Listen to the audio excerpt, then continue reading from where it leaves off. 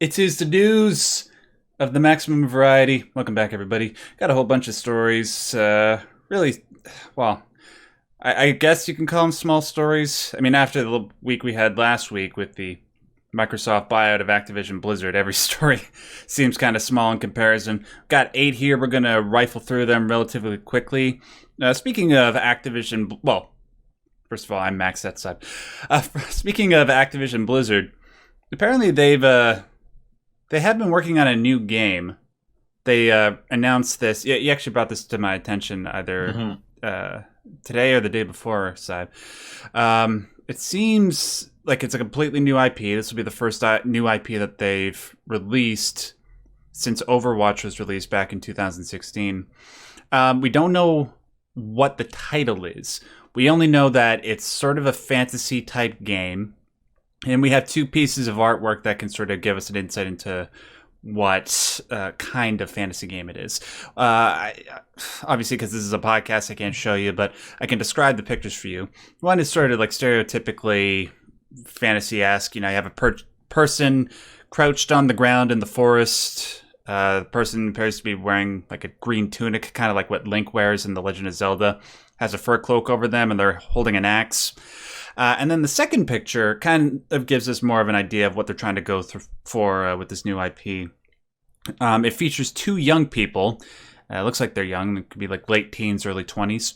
They're in the same fantasy world, but it looks like they got teleported there from our world.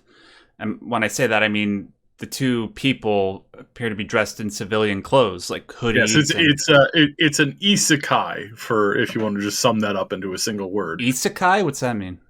It's in Japanese for like characters who are from this world who get teleported into a different world and have to then live in that world with new rules and science and stuff like that. Like normal rules of reality don't necessarily apply anymore. Jeez, they have an actual term for that. Yeah, awesome.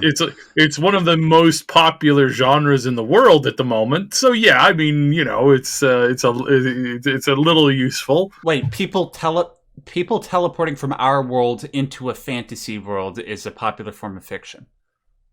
Yeah, for like a very long time. It's like, so it's one of the leading like general like genres in anime and TV shows currently, and it's been around since the 1940s with the introduction of Narnia. It's a very old. We were just having a conversation about this. Is like, how old is the isekai genre? It's like it's been around for a really long time, and it's very popular. I know. Like I know that we've had stories with that before. I just didn't know that it was as ubiquitous as you're making it out. Oh yeah, no, it's huge. It's like a huge genre right now. Okay. They're I think it's like 30% of all like anime like that's released in the last like couple of years. It's like obviously there's way more manga, so it's a little bit smaller there. But yeah, no, it's hyper popular at the moment, and it has been it's been hyper popular for about 15 years going on now, which is crazy when you think about it. You're like, oh my god, like has it really been 15 years? Yeah, it's been 15 years. So this is a good way for them to approach this, as long as they get this game out in the next year or 2. Yeah, because if they wait 6 years before this drops, which I don't think is going to happen. I think we kind of went over it a little bit on the weekly show earlier this week. What they're hiring for and the timing and the way that it's been advertised, I think this is a project that we're going to get into our hands probably within, I would say, between 12 and 18 months. I suspect that we'll have this playable in some facet. I've talked with a lot of I've been talking with some people. I've been watching what other people who I know have contacts are saying about this. And right now, we can kind of more or less confirm that this is the most popular internal project at Blizzard right now.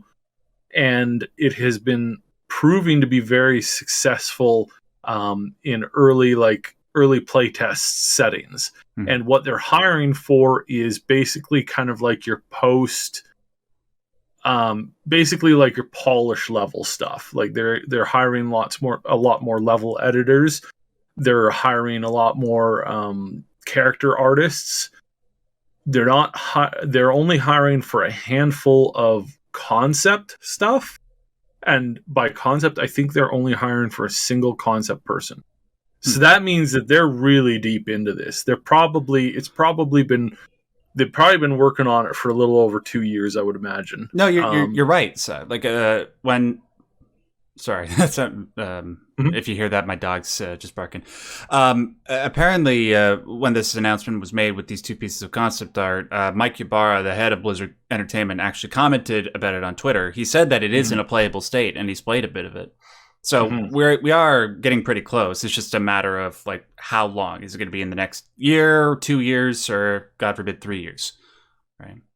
So I'm curious. I'm interested to see what Blizzard does in the next few years after the Microsoft buyout. Are they able to turn things around, or is their reputation just irreparably tarnished?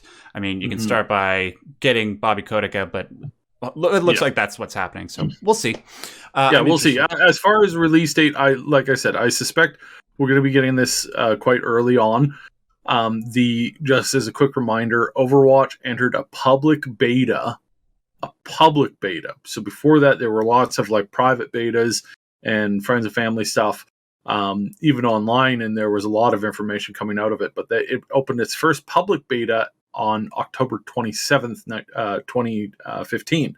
So there's a so wow, like I said, yeah, I know, because it's like you think back to 2015 and you're like, I mean, I remember people playing Overwatch, and that's because the public beta started in the fourth quarter, and then it lasted. It wasn't until like their actual release date for the actual game was May 24th. So they had a good half a year of public beta access stuff where you got keys by doing stuff, or by pre-ordering, or by just subscribing to World of Warcraft or whatever. It's like, I suspect that we'll see something along that line again, but I think I think, well, it depends on how quickly the buyout happens, the merger happens between them, or the buyout. It's not a merger. The buyout of Blizzard works with Microsoft. We'll see how that functions. But yeah, this is something to keep your eye on. Not because I trust Blizzard, but because this announcement came after the Microsoft announcement, which means that I think there's some people that have been put in charge of the project and who will retain that control. And I don't think Bobby's going to be able to put his fingers on it, not like he has been with Overwatch, which is apparently, as far as a couple of people from the team have stated now publicly, directly on Twitter, that the reason why you haven't gotten a lot of new Overwatch content is Bobby kept on micromanaging it and was doing a very, very terrible job because he's extremely bad at his job. Who could have seen that coming? Oh my! So this is something to keep your eye on.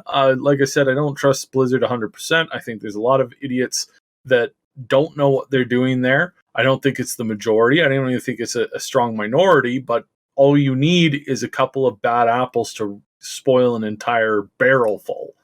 So that is, I think, what a lot of these issues have been. There's been a lot of people who say, my vision for this is going to be this good, this beautiful thing, and they unveil it, and it's somebody's taken a banana cream pie, smeared it all over a wall, and then let it like fester for a couple of days, and you're like, oh my god, what is that? It's art, can't you see? And it's like, no, it's not art. It's you ruined something. You didn't even create this thing. You were supposed to come in and manage it, and you just did this to it. What is wrong with you? So that's kind of like, and again, I don't think it's all of them. I think there's a small minority of those types of people there who think they know better than everybody else.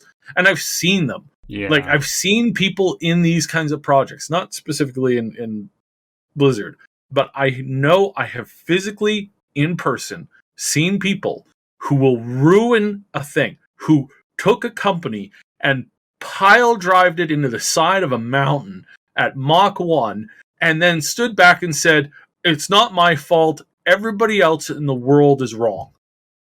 I was doing the right thing. And it's like, no, you didn't. You did all of the wrong things. No. You can't tell me that. I know exactly what I'm doing, and I'm smarter than everybody else who's ever written anything on this subject. And it's like, wow. That level of sheer incompetent blindness is truly shocking sometimes. So, yeah, you can't trust anything, and obviously, don't get excited for stuff, except for the next thing we're going to talk about. Yeah, I'm going to have to ask you to take that away, dude, because I got a lot of noise coming in on my end. Hopefully it'll go away in a few minutes. So what's going on with Lost Ark? Take what away? Oh, yeah, take it away. Take it away. Yeah. So Lost Ark. Look, guys, MMOs are... I love MMOs. I talk about them a lot, and I know that a lot of people don't like MMOs because it's, there's reasons why, and to each his own. And I'm not suggesting that you run out and pre-order a copy of Lost Ark. I never suggest that.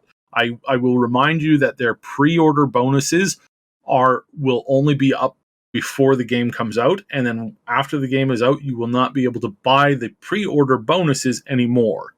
So if you want to get, if you're thinking about the game and you're looking at it, and you're like, I should get that. You make sure you buy that day before, day of, maybe that 3-day head start kind of thing. Now, as far as the game goes itself, if you look at the Russian servers and the Asian servers, all MMOs do kind of like this, company going into bankruptcy thing. So they start out with a high player number, just like any MMO. Like any MMO, you take the last 10 MMOs to come out, they all do the same thing. They start with a high number on release date, and then over the next 3 to 4 months, they just taper down to usually about 20% to 20 to 10% retention after a couple of months. And they never get that high again. They never, ever, ever get higher than their launch day ever, except in a couple of cases. And most of those cases are really old and really far behind us. And Lost Ark. Lost Ark launched in Korea, started out at a high number, dropped a bunch of users, but then it started to recover and it started to go up. And now it has surpassed the number of players who were playing on launch day. This is the sign. If you're interested in figuring out how good an MMO is, it's when you have that happen, but not in just one place. You got to remember that the servers are different in Japan, Korea, and Russia. They're all different. They were all launched at different times, and they're not cross play. You don't play with Koreans when you're on the Russian server. You don't play with Japanese people when you're on the Russian server. You don't play with Japanese people when you're on the Korean server, and et cetera, et cetera, et cetera. So to see in all of these markets the game come out and then for it to pick up population afterwards, there's usually a little bit of a dip, but then afterwards it starts going up and up and up and up.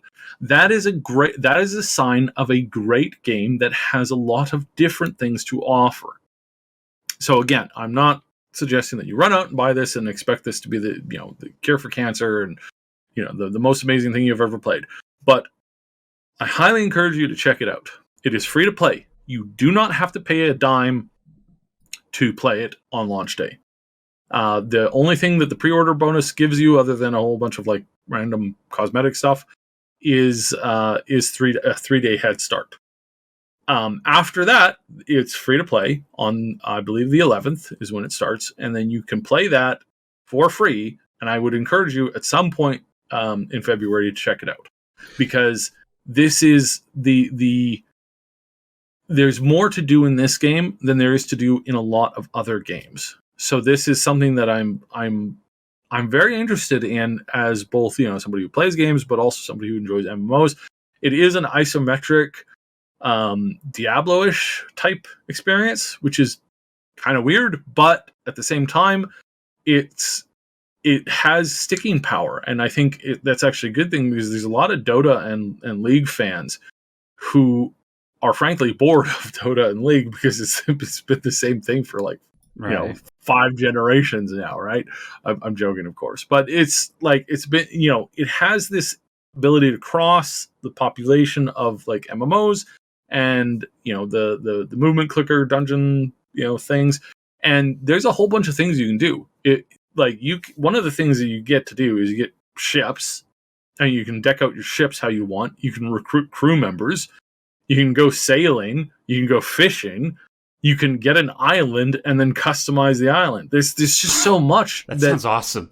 Yeah, it's like wow, and this coming from that other Amazon game that just came out, and New World, that bombed. Like it's lost 90% of its player base since launch. When you compare that experience of how that game is doing to Lost Ark again, this is in Korea and Japan and Russia, you can see that it's not doing the same thing as Lost Ark. It's not coming out and then immediately losing all of its population over the next few months. This game is coming out and it's growing. That's a sign of good gameplay. That's the sign of a good experience. That's the sign of being able to do lots of different things with your friends, which New World made incredibly difficult.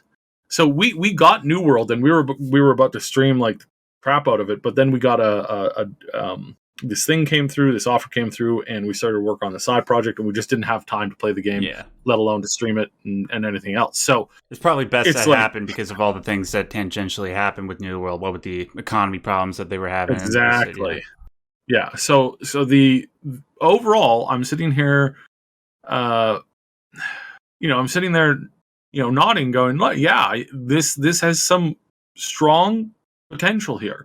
And there's a bunch of major streamers who are like, they've played it on the Russian servers, they've given it a go, and they're like, I'm switching to this game full time at launch. Wow. Now, whether they stay with it or not, I don't know. But these are people who they don't jump to, they didn't jump to New World, they didn't jump to these other games when they came out.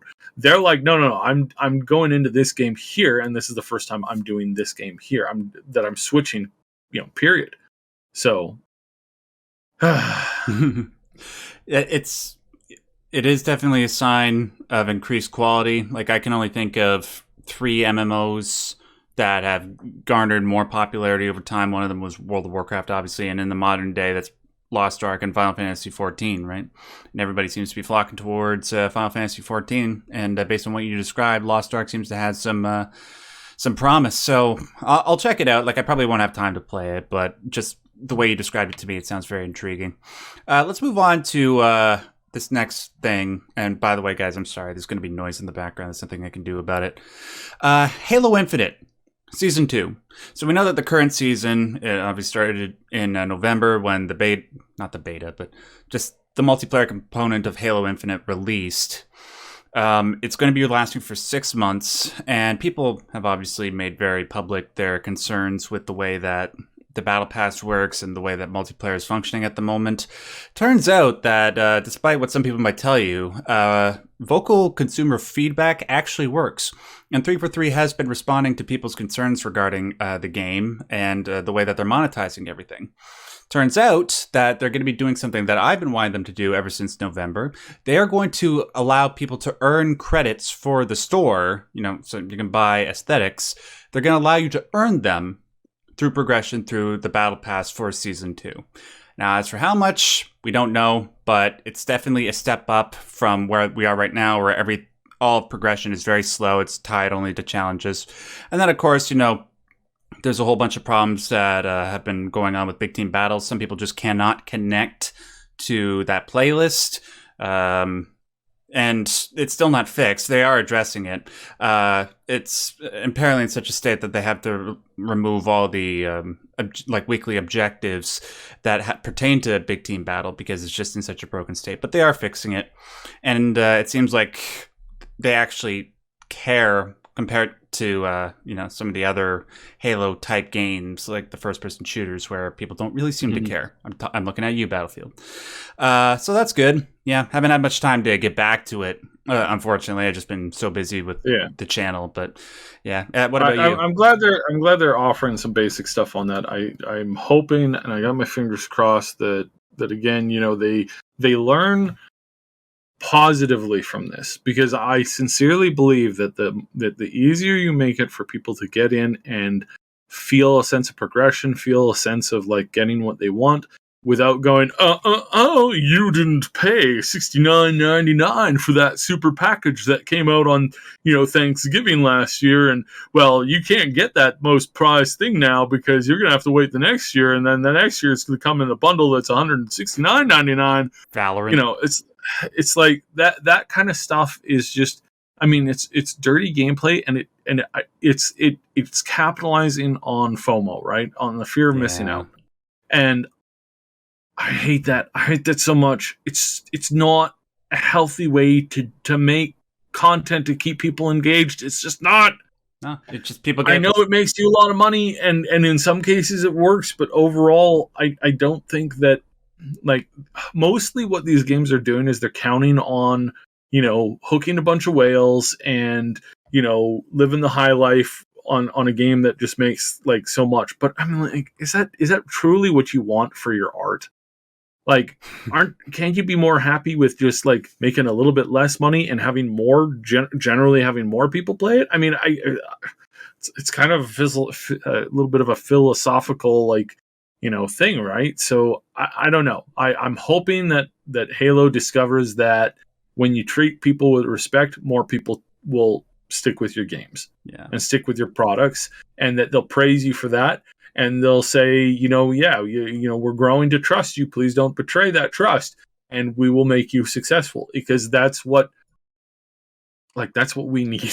That's what we need on so many levels right now. Yeah. I wish our politicians could figure this out. Oh my God. Yeah. It's like, if we could just treat each other with a little bit more respect, and that seems to be what Microsoft is learning right now with Halo. So fingers crossed that they keep on this road and that they learn to develop some scruples. Yeah, I certainly hope so, especially with Halo, because Halo's my jam, man. Like, I've said this on the podcast several times. I've never been a Call of Duty person, never a Battlefield person. Halo has always been my jam ever since I first played the first game back in 2002.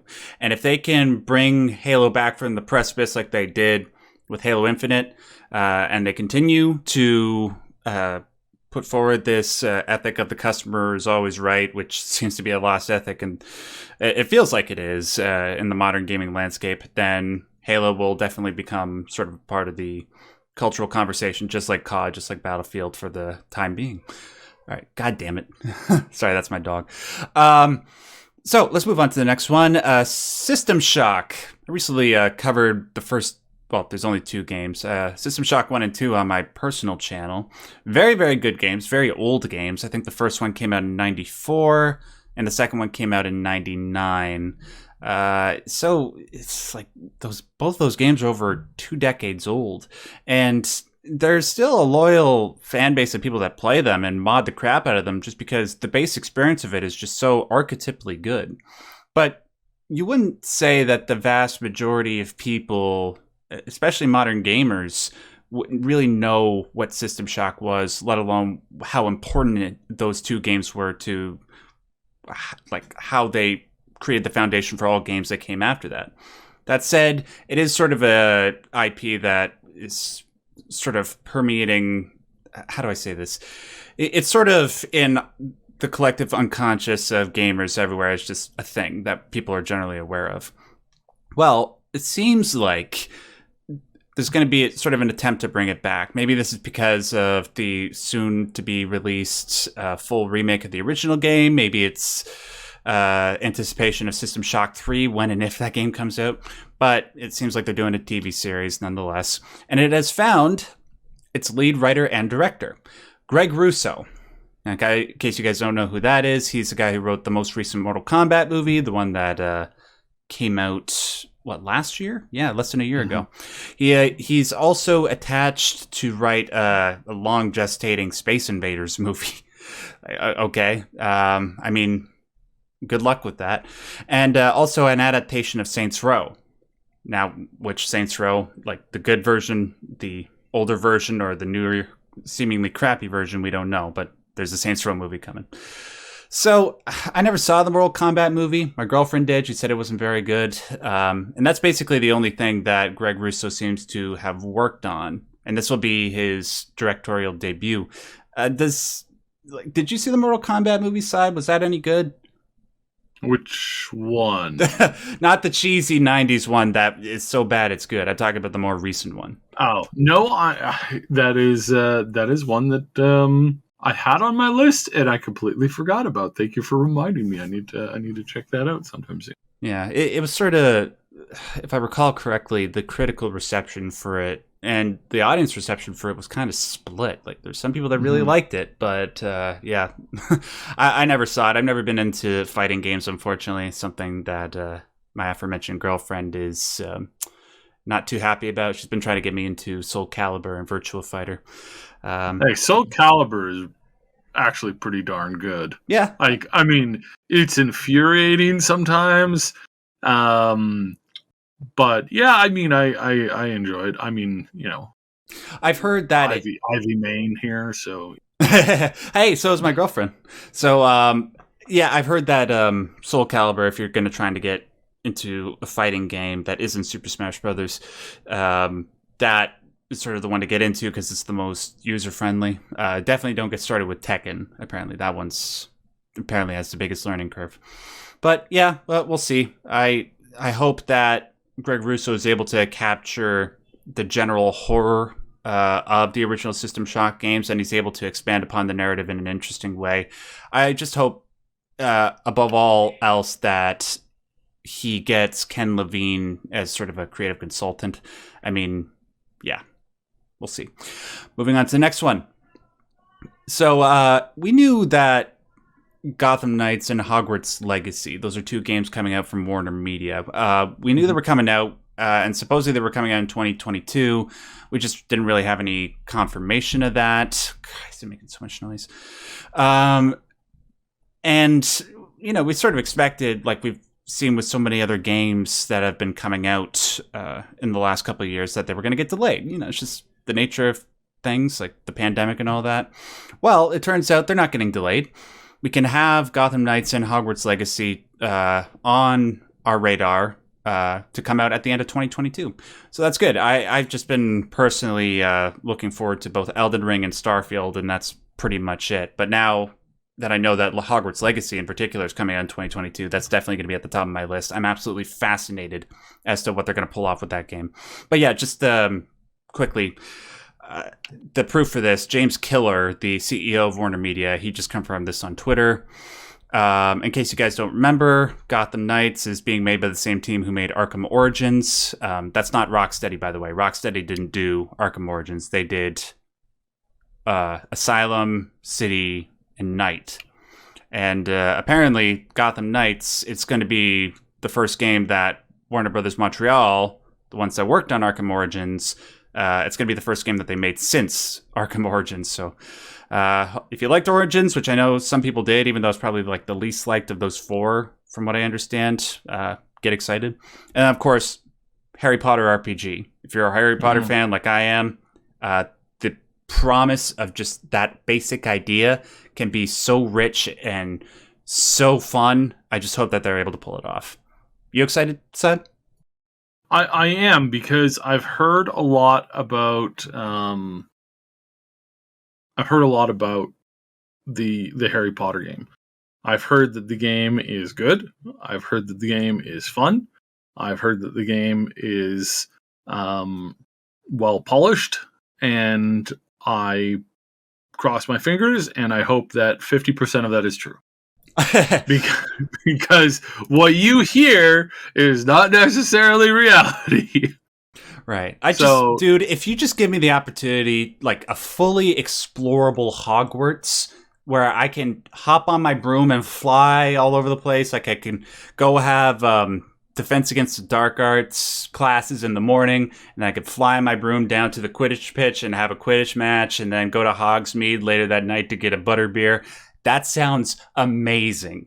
Just, it's just such a, I used the word already, rich idea, but it is. God, I just hope Warner Media doesn't mess that up. I wonder, is this like a new team? I got to look up what team specifically is working on Hogwarts Legacy to see if they made something before. Do you know? Not off the top of my head, but I know a couple of people who were on the project, and the general synopsis that I can give you is that they all report that it's doing really well and that they're very excited for it. And that these are people who no longer work there, mostly due to contractual timing, and that's pretty normal, and or voluntarily leaving the company to do other stuff and to work on other things. Again, you have to remember that there's a large number of jobs in video games, such as like concept artists or character modelers or something like that, where eventually you run out of something to do on that project. And sometimes you stay in that same company, you move to a different project, or you move to doing a different thing. Maybe you pick up some new skills and you start doing something else. But oftentimes, especially if, character creation is your thing, you move to a different company and you start working on a new character creator over there. It's fairly normal process. And, there is a reasonably high turnover rate in the video game industry, but it's not necessarily always a negative thing. Yeah. So just generally, and sometimes when people leave a project, they're like, I'm glad I got out of that. Like, anybody working for some of the big companies recently has been saying that under their breath almost all the time. Mm-hmm. Everybody from CDPR to Blizzard to EA to everybody, it's just been a madhouse. This is why more and more and more independent small studios. We just had a brand new studio take off here. That's both studio and publisher, and they're looking to really push the boundary on what has been acceptable lately. And to make things better and to make things greater, and to it's called New Tales. And again, is this just going to be big talk or not, or what's the thing, all that kind of stuff. So okay, yeah. So while you were just saying that, I looked up the developer. It's apparently Avalanche Software, and no, it's not the same Avalanche that worked on the Just Cause games. Although the idea of the guys behind Just Cause making Hogwarts Legacy, that sounds like the most action, high octane Harry Potter game you can imagine. No, it's Avalanche Software. They're the people that developed the Disney Infinity games. I never played those, but from what I know about it, it seems like games that were generally pretty good, and they could have lived up to great promise if they were further supported, but it seemed like the project pretty much just got dropped in its entirety when Disney Infinity 3 came out in 2015, and so they've just been working on Hogwarts Legacy ever since. So good reason to be optimistic based on what I've heard and based on the generally good reviews that Disney Infinity had, if I recall correctly. So looking forward to that. Again, don't pre-order this stuff. Right. Especially with Hogwarts or the Harry Potter thing right now, there's a lot of controversy and a lot of crazy things. I hope that the developers don't at the last minute decide that they're just gonna do something really stupid or meaningless or virtue signal or anti-virtue signal or any of that, the kind of stuff that can happen that just throws. Just focus on making a good product that people enjoy, and that's it. That's all you have to do to be good at your job. Jeez, I forgot about all that. Some people just don't know, how to do that, right? Some people just got to stick their neck where it doesn't belong, and say a bunch of things that are unhealthy for the situation. So just make a good game, please. Just make this awesome. Make a good game and don't be rude. Let people just be people. And let us be wizards. Let us go against canon and kill Voldemort. Let us be magic. Let's be magic wizards. Oh, yes, that'll be great. All right, so we got a few more stories. I'm going to ask Syb to take the lead on all these. What do we have up first? The Office? So there's a new Office mobile game. Um, it's not anything big. It's not great. Please don't go and download it immediately. I just thought it was funny that this is why The Office will never die as a TV show. And I hope it doesn't, because it had a lot of like good moments in it that I don't think they should erase because they're not popular with today's latest fad. It's like again, it's like just let people be people and let people learn from things and appreciate history as it is. And so it's kind of cool to see that this game is picking up a lot of pace. It's getting it's somewhat popular, and it's fairly entertaining. What type So of I've heard. game is it? Like, It's like one of these silly mobile things where it's like there's a bunch of like random stuff that you do, and they nailed the character art like 100%. They nailed that character art. yeah. It visually it looks great from the outset, but it's just an interesting thing to look at it and go, oh look, The Office. It's not going away anytime soon. Hmm. And again, it's like oh good, those actors are gonna hopefully these actors are still getting paid for this. Hopefully, I haven't looked that up, but I would cross my fingers, hope that they're getting paid for this kind of stuff, because again, some of those actors are really good. So yeah, I Craig like Dwight. Robinson, Dwight is hilarious. Steve Carell. Yeah. What's the name of the guy that's married to the chick from A Quiet Place? Yeah. Yeah, lots of great people. I've only seen little bits and pieces of The Office. It's not, unfortunately, it's just not my type of humor. Like when I see cringe humor, which is what The Office largely No, seems to be. I actually no. It's not that much cringe humor. There is obviously cringe humor in there, but there's a lot of like really great moments that aren't necessarily cringe based. Oh, So okay, great. yeah. It's yeah. Obviously, just have your skip button handy. It's like when I watch a lot of anime, when I watch a lot of other shows. It's like I've got that whole like fast forward 10 seconds on a speed button, and sometimes I hit it a lot. So yeah, it's completely normal. Okay, I guess people have just been showing me like the clips that, like the big clips and the most Mhm. outrageous moments. So yeah, maybe at some Yeah, point I'll give it because a. they're the ones that, especially the ones that come out of the meme stuff.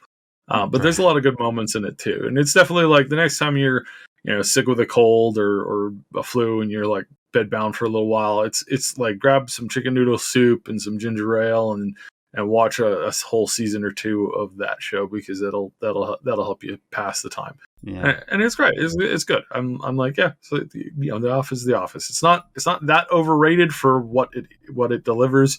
And I really wish that they would confirm some of the I really want them to confirm some of the more like wilder like fan theories out there. Oh yeah. Like especially with the Strangler. I really wish they'd like do something with that. Do something with that. It's golden money just sitting there. But yeah. So, anyways, The Office video game. Turns out The Office isn't dead yet. So yeah, that's cool. Yeah. Sega is closing down arcades in Japan.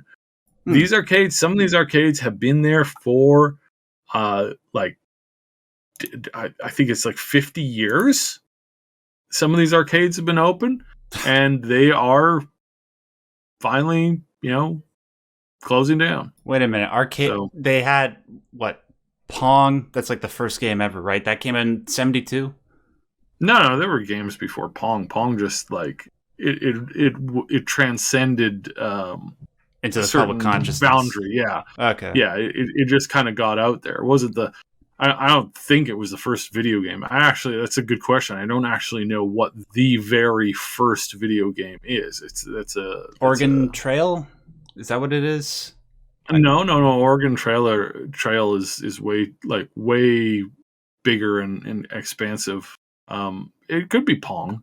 I mean, it's a very simple. Pong is a very, very simple game. So I don't know. That's something you caught me. I'm gonna have to look that up. Yeah. But yeah, it's just it's sad. So yeah, some of these companies, this one location was at that location for 50 years, and now it's closing, and that's kind of sad.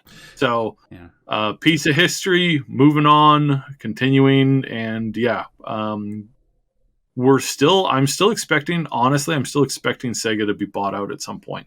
Yeah. Probably by Microsoft.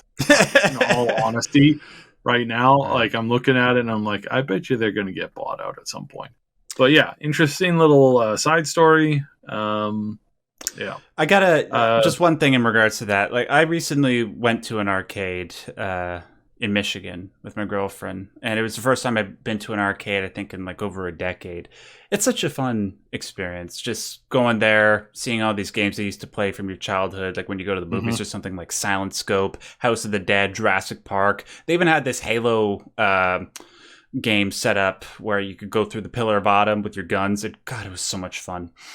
Table hockey, honestly, guys, it's if you have a night available to you, like when everything is back open again, and there's like a nearby arcade where it's fully decked out and there's like 200 games everywhere, go do it. It's an absolute blast, and it's sort of a form of gaming culture that is dying out, and I think it should be experienced before it's more or less completely gone and replaced by just VR cafes. That'd be it. Yeah. So, and then my one of my favorite things with arcades was and I still like if there's an arcade machine that I'm tempted to get, it's Gauntlet Legends. Mm-hmm. Oh, I love that one, especially when you type in NUD 069 playing as Valkyrie as player number 2 out of the 4 players that you could play. You had to play number 2. You had to pick Valkyrie. And then when it asks you for your initials, you type in NUD 069. And what you get is an amazingly hilarious visual for everybody who's immediately around you. Also kind of makes you out to be a little bit of a weeb. But seriously. Hilarious. Oh my gosh. I love that game. And my level of creativity with the arcade machines just goes as far as putting my 3 initials as ASS. But go ahead. What's the last story? Last story is a Monster Hunter style game coming from Xbox Studios. Scalebound? Oh wait, no, that's not. Okay, never mind. So this is going to be a Monster Hunter type game, and it's coming from a big studio working on it in the Microsoft family, and they're hoping that this is going to be a very big, massive game. And so this is like, now that we've seen, Microsoft has really set things up. They're going for the long haul. They recruited all these studios. In some cases, I think so, from their initial starting to buy out lots and lots of stuff. It's been a little over 2 years now. We're going to start seeing some of these big projects. We're going to see what Microsoft money plus telling devs to make what they want and have fun with it and to make good art. We're not going to tell you what to do. We're not going to march in and complain that you're moving too slow. You make what you want within reason.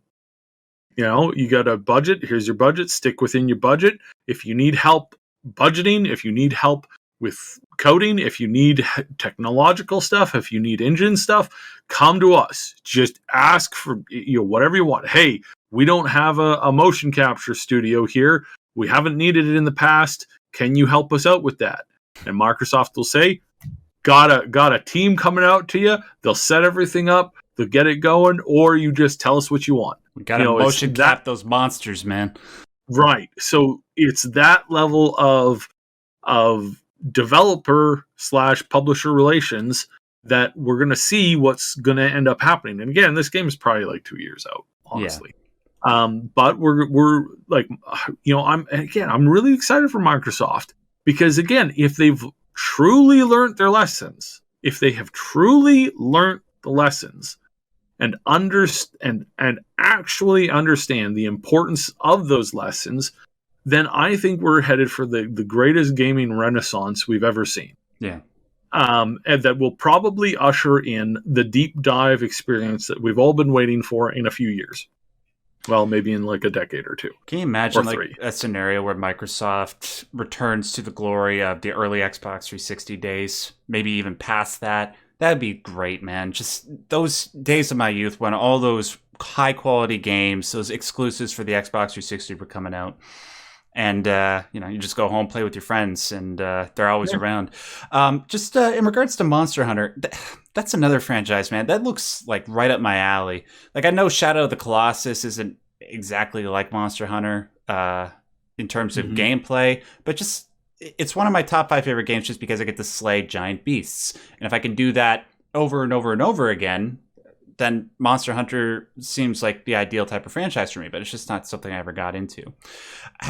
So just before we conclude the show, I got to ask you, one, have you ever played Monster Hunter? And two, what do you think Microsoft could do to differentiate themselves from what is considered to be like the pinnacle of that type of game? Eh, it would be probably fight mechanics. Yeah. Like, and then so you've got monsters that are the size of a T-Rex, and then you've got monsters that are the size of New York.